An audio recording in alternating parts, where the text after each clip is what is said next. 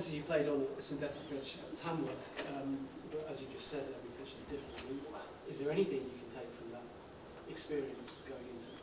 No, it's very different. The surroundings are different, the circumstances are different, the opposition's different. And, like I said, they're all very different. I mean, when I was up in Scotland, there was 2, maybe 3 different artificial pitches, and they were all very, very different in the way they played. So it's all kind of unique. I think the key to it is you obviously understand that it changes the game, but not to sort of let it become too much of a focus. Ultimately, if we do the things we need to do that we did last night in terms of our organisation and our discipline, then irrespective of the surface, we'll still, be a hard team to stop. So, but, it does change the game. You have to take that into account. There are things you need to do a little bit differently. But it's every away venue's got its, Frankfurt's surface is brilliant, but there's different challenges at Frankfurt. It's not the surface, it's something else. So every away game in Europe has got its challenges. And you talked about the importance of players who are fit, contributing. Richarlison had a really good impact in that first half last night. We know he's been injured for so much this season. I wanted to ask, particularly with the doubt over Dom, what kind of place is he in physically? How much is he sort of really hungry to play a big role in this season? Yeah, look, sorry, knock on wood. I did swear under my breath there, by the way. It's embargoed, isn't it? That's all right. He's in great shape, and last night, I went a bit conservative with him because playing out left is different, and I could see that he was just working so hard for the team, and he's such a, he gives everything he has, and I just didn't want to push him beyond the limit, knowing sort of what we've got ahead. He probably could have played another 10, 15 minutes, but he's in great physical condition. He's played 90 minutes already. He's backing up in games. And he's really desperate. He's hungry to really contribute at this stage, and he's a great asset for us. He's such a handful in the box, and like I said, whatever Richie has to give, he'll give it every time. Whether it's 5 minutes, whether it's 90 minutes, he will give every little bit of himself. And obviously Dom's a really important player for us. We saw that last night. If I had Richie on the bench, it would have been great to throw him on in that last bit, but he plays such a crucial role for us. Both of them are really important, and having them both in this run-in, again, we've got to balance off, how much we use them. And I'm always sort of, history tells you're wary of players who've missed a lot of football in a given year about their ability to back up consistently, and we've kind of been careful about all our players, that have been out for a while. But he's certainly in great physical condition now, and it's going to be hugely important for us. And just lastly, this might be the media cutting off his nose to spite his face with stories and where it comes from, but you have mentioned the leak before, and yesterday with Lucas's injury, it was flying around social media beforehand, before it was revealed later.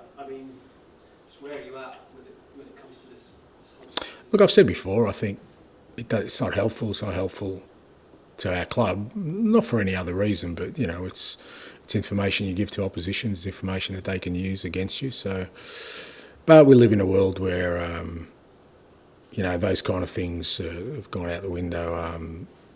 You guys live it every day. People just want to be the first, so whether it's credible information or not, they just want to be the first out there. They just get it out there, and they feel like they've achieved something, even if it's totally off base or totally wrong. Like I said, I used to love your profession. I did. Because I was an avid reader, voracious reader, and I used to love that people would double check and triple check their sources before they actually committed to something. And unfortunately, that world doesn't exist anymore. And it's not necessarily journalists, because it's just anybody now. They can literally just say whatever they like, and pretty much, even if it's wildly wrong, no one will pull them up for it, and they'll do it the next day. So it's not helpful. And like I said, some of it's just to protect the players themselves, because you can imagine, like, Lucas was devastated. He didn't want to deal with it, and we didn't want to make it public, as much not about the opposition, but just to give him the time to sort of process it, because he's a young man who's, he'd had such a high in the week. He'd signed a new deal, he's playing well, his whole family was out here looking forward to the game. We wanted to protect him more than anything else, but like I said, those kind of, levels of decency and respect don't exist anymore. Dom? And it's felt like for a succession of sort of Thursdays now, people have been talking about how your season comes down to a single game, and home legs, away legs, because of how little has I just ask what that experience has been like for you and for your team?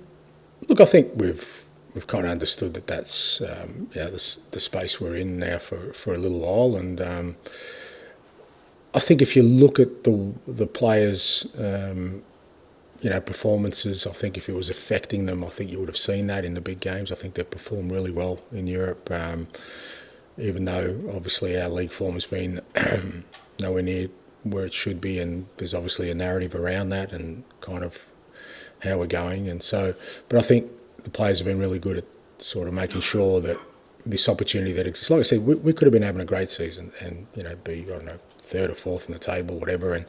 But the opportunity is the same. Whether you're third or fourth in the table or 15th or 16th, it's still the semi-final of a Europa League. And you still, this club has experienced so much in the last, 15 years and longer in Europe where they know they don't come around often. So you want to take it. What's happening in your season almost becomes irrelevant when the opportunity presents itself, and it's an opportunity this group of players has earned. They've been outstanding throughout the campaign, even though we've had injuries. We've had some young guys who've had to carry us through at different times, and that's where the focus has been, on making sure that we give ourselves the best opportunity to take, what's before us, and not let it slip by because of, people's perceptions of, what our season's been like. It must have been a weird experience for you though, because those European matches have been where the stakes are, and the intervening matches in the Premier League. Many people see the Premier League as the best league in the world. They've been full throttle football matches that you've got a hell of a lot less riding on, given the context of the season. It's a weird thing, isn't it? Well, I don't see it that way. I mean, I'd hate to think people don't think I've been preparing the same I always have for these games and want to win these games. Like I said, we were hugely disappointed with Liverpool, notwithstanding the fact that they were outstanding and they have been all year, and it was always going to be a difficult day, whatever sort of way we went. But I was really hard on the players, the day after the game, and I wasn't really sure how they'd react to it. But I just felt like we need to feel that pain, but at the same time, like I said, then you put that to one side and then concentrate on the task at hand. And it's as I keep saying, it's irrespective of our season or what people's perception of our season is. We've got an opportunity to do something special, and I don't want to let that slip because of us losing focus on what's important. Just finally, and following on from that, do you expect that you and your players will be able to enjoy the Premier League running, or will that, potentially making that final and winning that silverware sort of impact whether you want to enjoy the colours? Well, I mean, we can enjoy it if we can improve and get some wins. That's the challenge. West Ham away on the weekend is always a tough game. It's a derby and means a lot to our supporters. So again, we can certainly go into that game with the right mindset to try and get some joy out of the rest of our season, because I think that helps. With the way our supporters feel, for sure. They've had to ride the waves as well. They're disappointed, and then they have to pick themselves up knowing there's a big game coming up. So I think for the whole club, if we can get some positive results between now and the end of the season, I think it'll be helpful. Paul? Just on Richarlison, following up on that, how pleased would you be if he does get that one moment to make a real impact in it? Because it feels like he's been through quite a lot, and he still needs that one impact moment, perhaps the Spurs fans to really appreciate it, because some of them perhaps don't at the moment. Yeah, but again, it's not through a lack of trying with Richie, and like I said, it's probably preceded me, but he's really had a stop-start sort of career here at Spurs. He's never really got a run. To be fair, when he has, he's always made an impact. I remember last year when we gave him a really decent run in the middle of the season, he was scoring goals and making a massive impact until he got injured. And even this year, every time he's played, like last night, he always impacts the game. So it'd be great for him, because he's been through a tough 2 or 3 years, and but that's the beauty of football, and sometimes the beauty of life. If you keep turning up, keep doing the right things, sometimes it just comes your way. And you said you were pretty angry with them after the Liverpool game. Do you think they listen to you in those situations? Do you tend to have people in their squad who give a little bit back? Is that what you like to have? What do you reckon, mate? What do you think? Take a wild guess. No, the boys are good. They're good. They take the feedback. It's feedback. It's not, it's not personal. It's not like I'm. But as I said, it's a pretty young group in many respects, and I'd hate to think we get used to, not performing at the level we need to. Like I said, Liverpool were outstanding. We've got to play the best that we can and still not come away with a win. But it was just a few things within that I just, didn't feel we handled really well. And I want them to grow, and I don't think, there's growth unless you're honest with people. And I try always to be honest with the group. And, there's always the danger, especially when we've got such a big game, that, you might get some noses out of joint, and that's not the right way to prepare. But I'm confident with this group that, they're really bought into what we're doing, and, they have belief in, whatever I tell them, whether it's, positive or otherwise feedback, that it's for the right reasons. It's, like I said, it's never personal, and they're pretty good on taking it on board. Ange, for so much of last night, it was a great performance, as you said, it was a great atmosphere as well, but it did feel like after the goal, there was suddenly a kind of a nervousness around the team and the stadium. It feels here like people are very quick to kind of fear the worst, like brilliantly for 80 minutes, but then suddenly everyone's worrying about. Yeah. I mean, how do you, in the next week, prevent that sort of seeping into the players? I don't think I haven't seen it in the players. I know what you're saying, and it has been. I mean, it was evident, sort of, even when we played RZ in the second game. We got off to a great start, then they score, and all of a sudden there's a real nervousness in the stadiums. But I thought the players handled it really well, and similarly with Frankfurt. We go a goal down early, and there's a real possibility of it sort of, falling apart. But I just think, because of, people are their experiences, and Tottenham supporters have had some real sort of near misses for a long time. So there's always this safeguarding of not getting, too excited about what's happening. But part of creating a winning culture is not to fall into that trap. Winners, don't think about things in that way. They don't think about what could possibly go wrong. They have a real clear clarity around what they need to do to win, and I'm trying to create that with this group of players. That I've said before that the narrative around the club is not positive at all. Whether you follow the club or not, there's always some sort of negative connotation to everything that happens at the club. So. But that's existed for a very long time, and you need to break through that. And I'm trying to create a culture within the group, at least, that that can't guide our destiny, because that's almost self-fulfilling. If you expect something to go wrong, it will.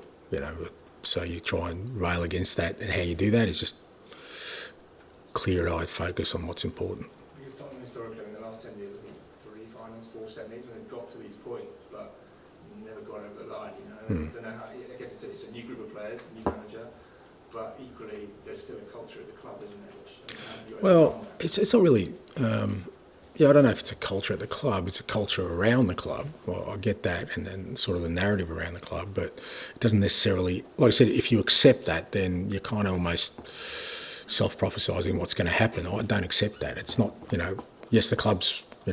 Been in, whatever you said, 3 finals and 4, but that's not me. I've been in 1 semi-final, and this is my second. So I don't look at it as me falling short consistently at this football club. So it's different if I was here for a while and that'd been happening. And certainly for this group of players, it's similar. What we've done this year is, like I said, we got to semi-final of one competition.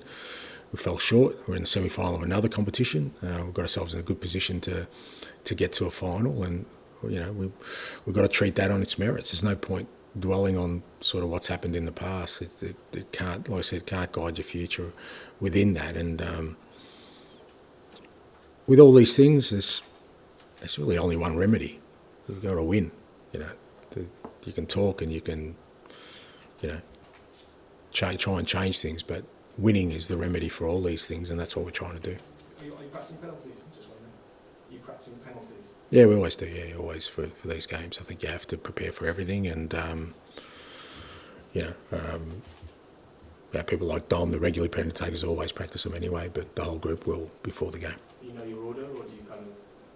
Yeah, we want to be organised, but sometimes on the day, again, knock on wood, but injuries happen. That order might get disrupted. People might not be feeling right. I might have substituted people out. So, But you prepare for every outcome. We'll go with Dave and then finish with Elias. I was just going to talk a similar lines to Tom actually, just about the atmosphere and the feeling, because it felt like this incredible tonal shift from 3-0 to 3-1 last night, and I just think a lot of us think it actually doesn't make sense because you're still firmly in charge at this time. Are you trying to sort of, can you try and control what goes on outside your bubble, or is it, as you say, is it just difficult? No, I can't control it. I mean, fair to say I've tried, but it's a losing battle because it's, there's a lot of stuff that feeds into that, and people invariably react to it. So, if you're feeling insecure about something and then you've got 20 people telling you should be insecure, then you're going to be insecure. So I can't change that. Like I said, all I can do is control, the people who are in my orbit and make sure that, last night we played really well. It's a semi-final. We didn't underestimate Bodo. We respected the kind of football they play and the team they are. They're very strong mentally, can cope with setbacks like conceding a goal in the first 30 seconds. We knew that wasn't going to break them. The players were prepared for that. And we knew they'd be going right to the final minute, so there's always an opportunity that they may get a goal. But in between that, what we did do was nullify a lot of their threat and cause them a lot of problems.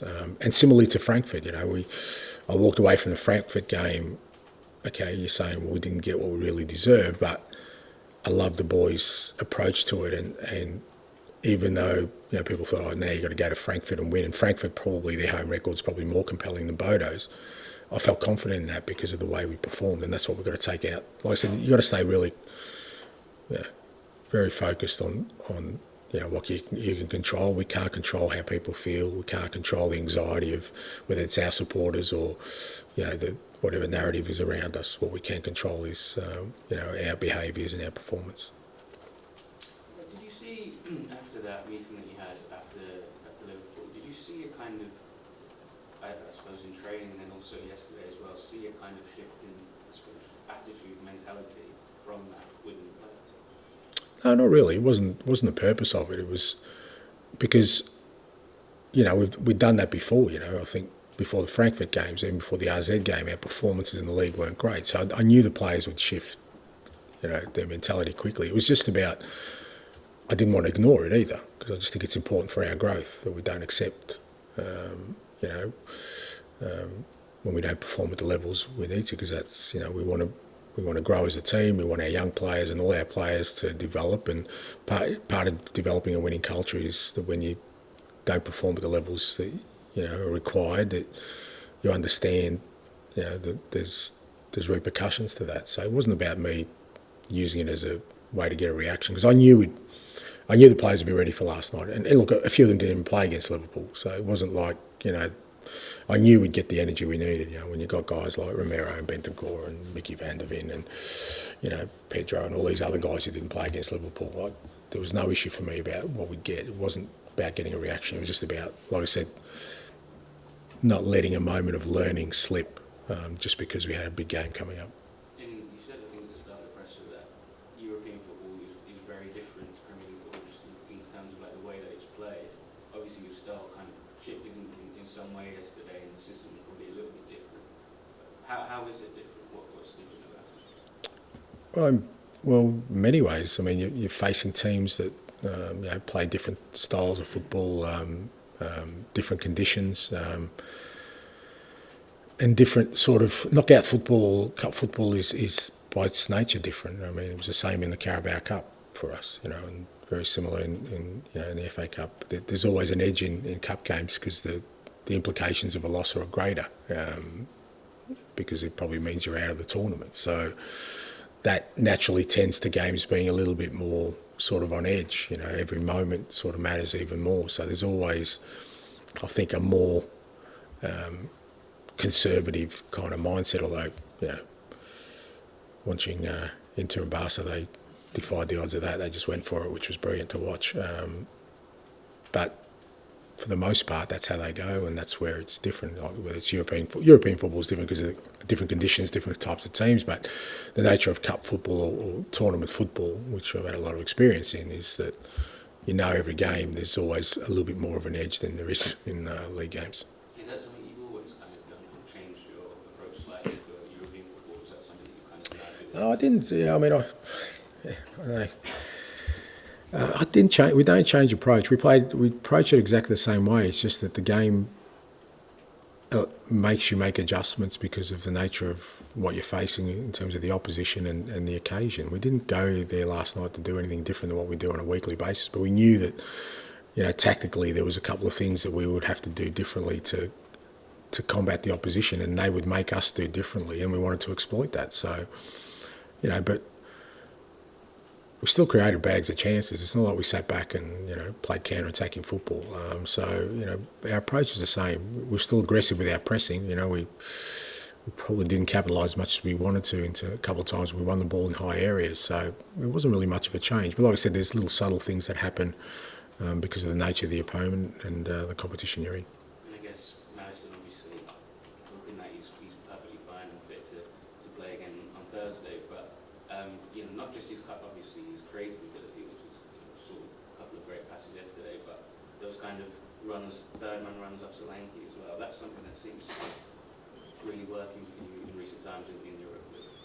Yeah, he's been brilliant. Yeah, like I said, the last sort of month or so he's been outstanding for us. And yeah, I mean, if you look at just even the last three, you know, Europa games, I mean, he assisted for Pedro in the first Frankfurt game. He won the penalty in the second, scored last night. He's been a massive one. So, yeah, it'll be disappointing if we're missing him, but it just seems to be the way our season's gone. You know, I've said before, it feels like the whole season we've been chasing stuff and no smooth waters. So I guess for us, you know, whatever we get this year, we'll have earned, that's for sure. And yeah, nothing will have come easy to us, that's for sure. Thanks, guys.